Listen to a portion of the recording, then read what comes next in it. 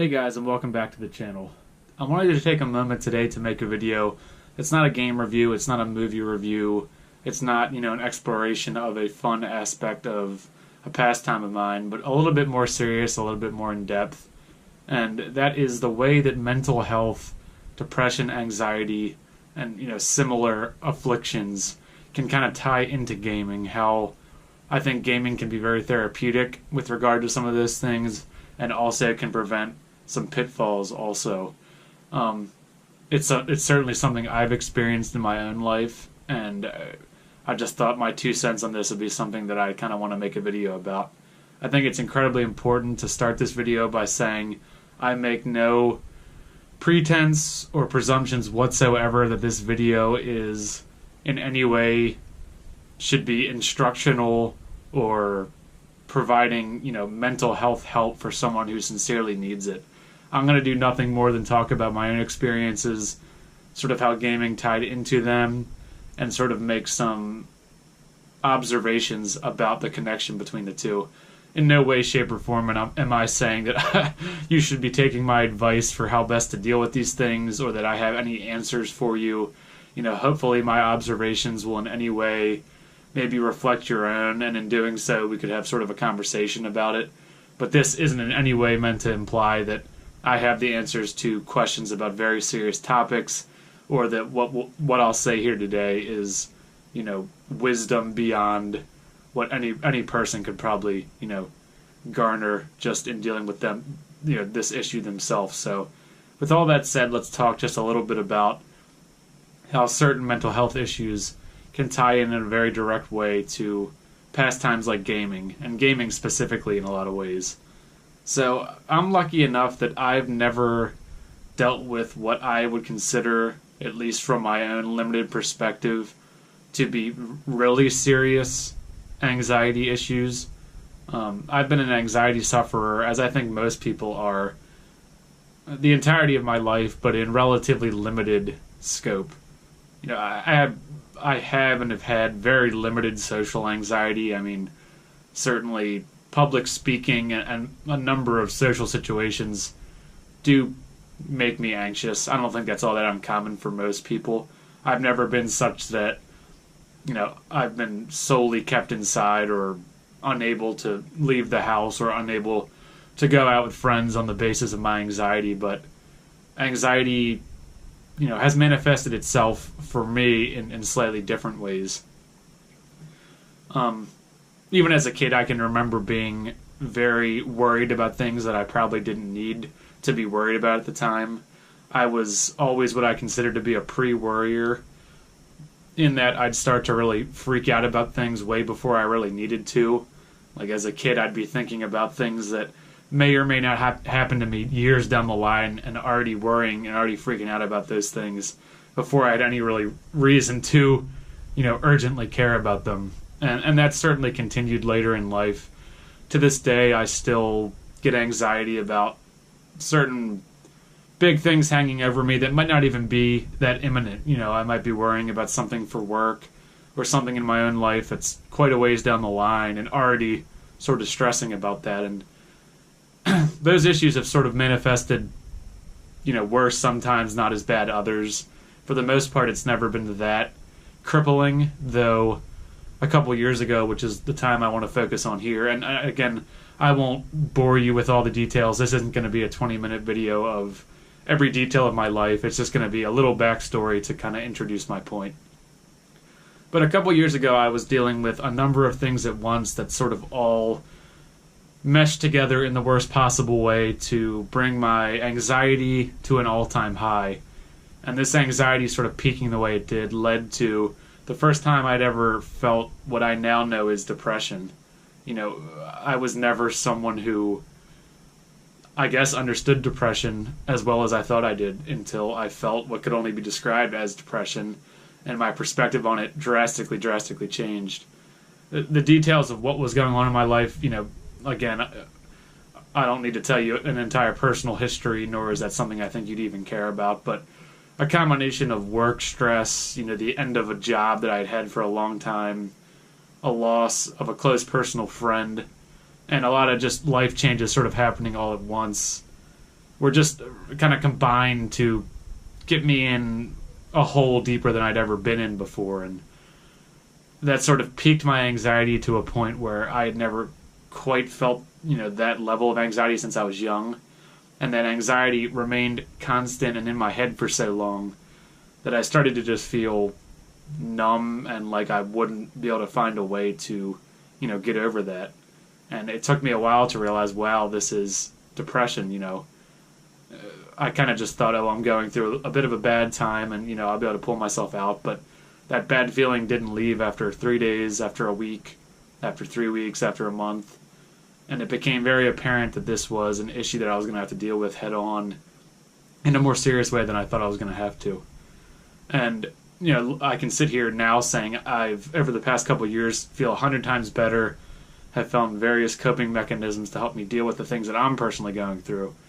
But without question, something I've always made a little time for in my life, whether it be at my very happiest or whether it be that at that absolute lowest a little while ago. And that is trying to indulge to some extent in, my hobbies to take my mind off things. And gaming has always been one of those that I've really tried to, find a way to do, whether it be a little or a lot, just because I've always enjoyed it and it's always sort of been a nice outlet for me.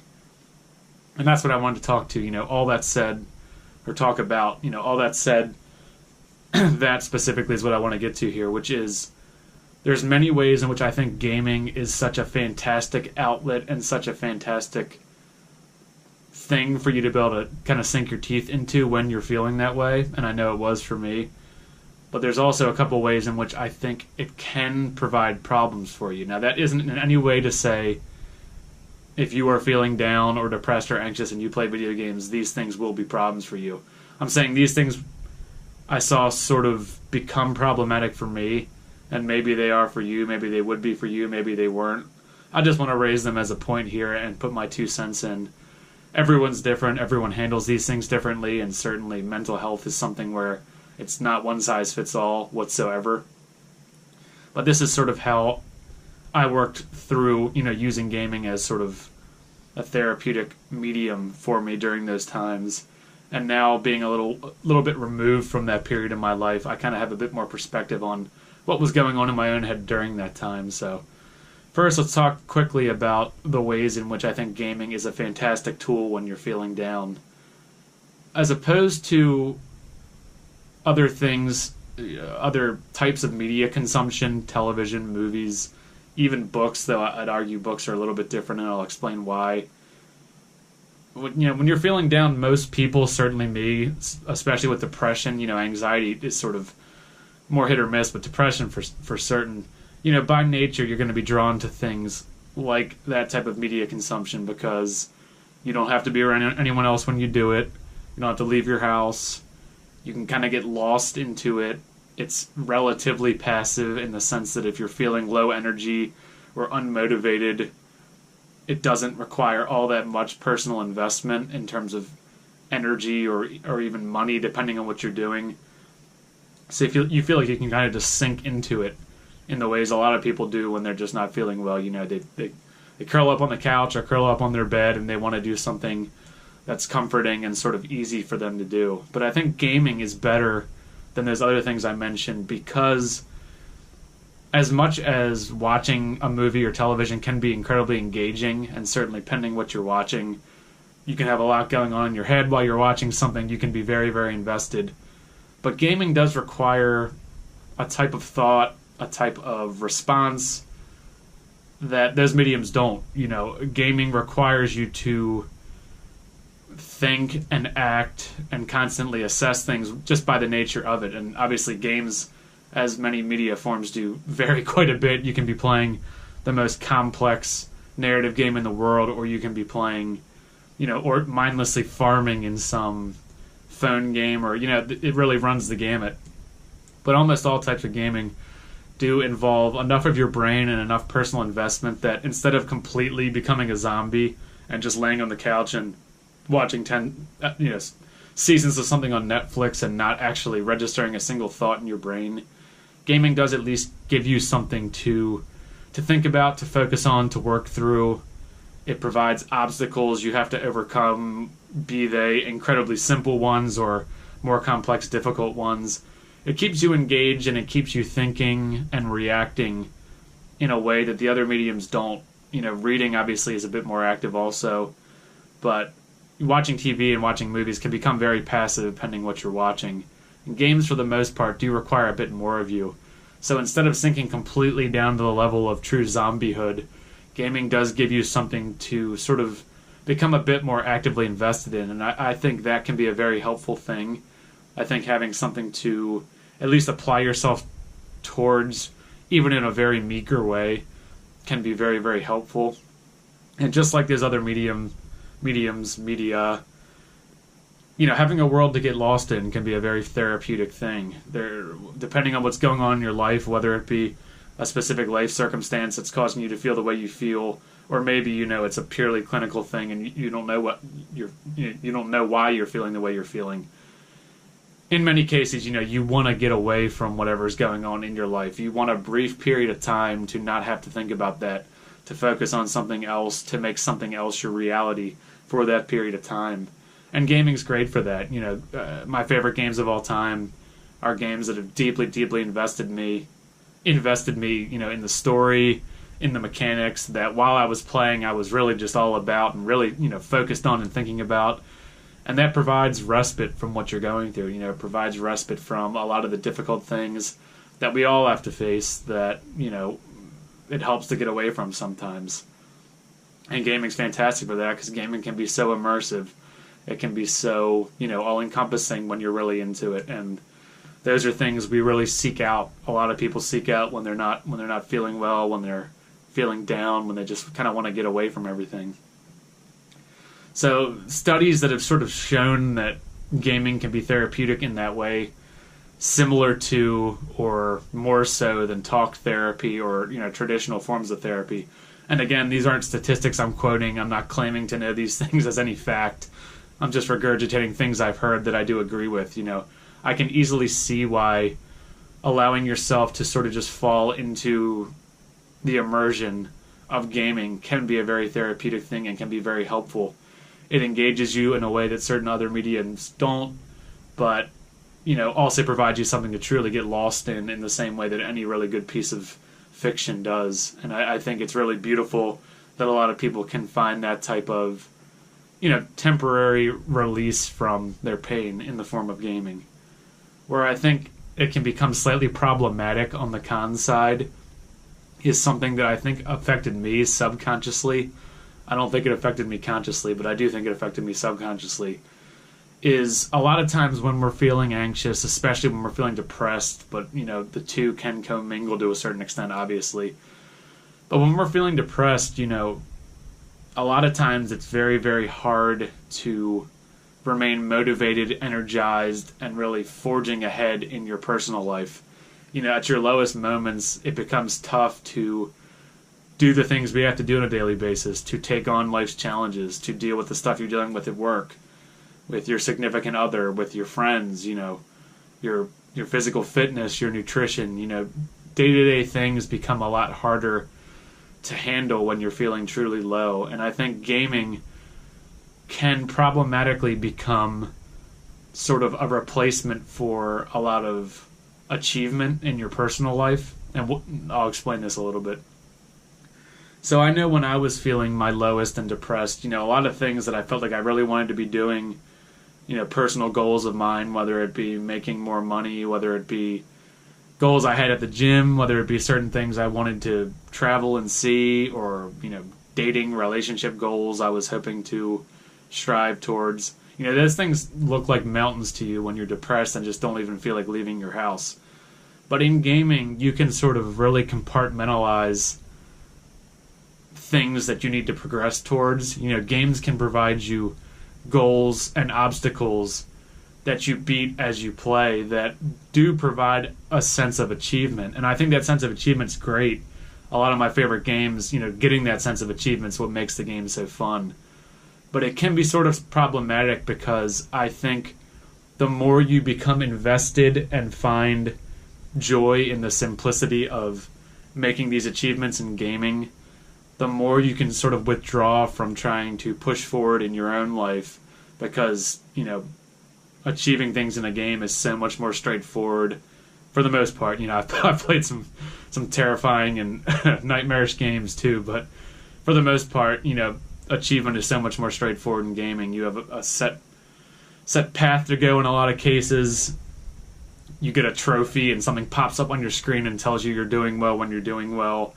And you can really feel like you're sort of achieving things and pushing forward, forging ahead in the game, which provides you that sense of accomplishment and sense of achievement that you may be lacking in your own personal life while you're dealing with these things.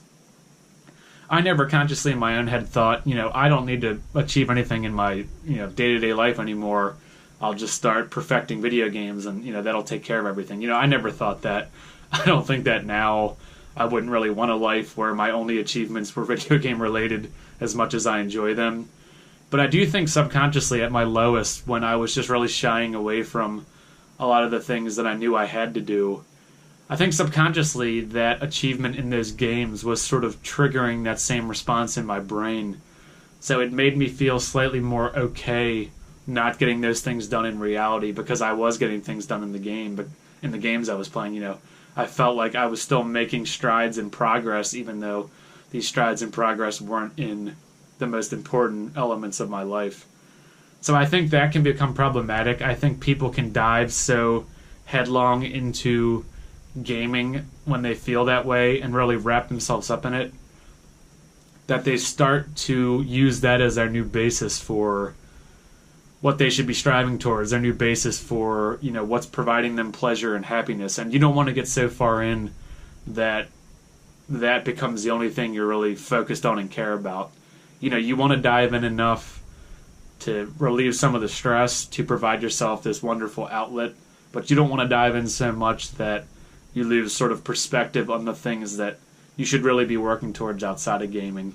And this isn't a video telling you, only play an hour of gaming, only play an hour of video games a day, or, any arbitrary things like that. I'm not sitting here saying there's a right or wrong answer or specifics about how much anyone should or should do anything. Simply that I found in my own case that a healthy dose of gaming really helped get me through and provide some really nice comfort and, fun during my lowest times. But it also did start to screw with my head a little bit. And I think I began to focus a little bit too much on things I was trying to achieve there, because the things I was trying to achieve, in my day-to-day life had become so difficult, and I was dealing with so much stress there. So find that healthy balance, use video games as a way to help you fight off these tough times, but don't lose sight of the fact that, they aren't the answer. I know that sounds like a really obvious thing to say, but it can become very easy to get sort of lost in these worlds where things are simpler, things are always fun. It does kind of shift your perspective a little bit. So all that said, I just wanted to get my 2 cents out about that, because when I read about gaming, whether it be on Reddit, online, other places, it seems like anxiety, depression, and stress, a lot of people mention using video games as a way to combat that, which I think is great. I think they're a wonderful way to fight against that. But I do think they can present some problems if you don't go in eyes open and really kind of think about where you are. So I just wanted to share my own experience a little bit, talk a little about how I sort of worked through that. I can say with great pride that I feel so much better now, and, gaming certainly did help. Lots of things did, and I think lots of things do for everybody. But, if this video even falls upon one person who's maybe feeling this way, who hasn't used gaming as an outlet and maybe would consider doing that, or someone who feels like they sort of lost all perspective in their the rest of their life, and this serves as a miniature wake-up call. Either way, I'll have felt like this is a video well worth making. So to those out there still dealing with mental health stuff, certainly I am, even though I can say proudly that I feel a lot better. Keep fighting. Even at my lowest, I try to keep perspective and remind myself of all the ways in which I'm so lucky and all the things I really had to look forward to. And, you'll get better too. You'll feel better. Let's keep gaming together. Let's keep working towards being happier. And, Let's keep enjoying a pastime we love, while not letting it become something that takes up too much of our conscious thought. So thanks for watching this, guys. Hope you're all doing well, and I'll talk to you again soon.